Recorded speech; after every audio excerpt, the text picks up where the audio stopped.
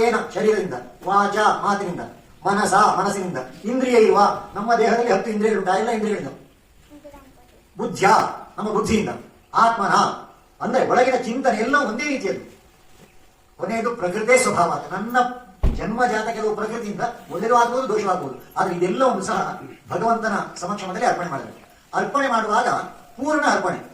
ಜಟಾಧಾರಿ ಮೂಲಸ್ಥಾನ ಕಟ್ಟರೆ ಇದರ ದೇವಿಯ ನುಡಿಯ ಜೀರ್ಣೋದ್ಧಾರ ಹೊಸದಾಗಿ ನಿರ್ಮಾಣ ಈಗಾಗಲೇ ಅವರು ಪ್ರಾಸ್ತಾವಿಕದಲ್ಲಿ ತಿಳಿಸಿದಂತೆ ಕಳೆದ ಏಪ್ರಿಲ್ ತಿಂಗಳಲ್ಲಿ ಅದರ ಶಿಲಾನ್ಯಾಸ ಕಾರ್ಯಕ್ರಮ ನೆರವೇರಿ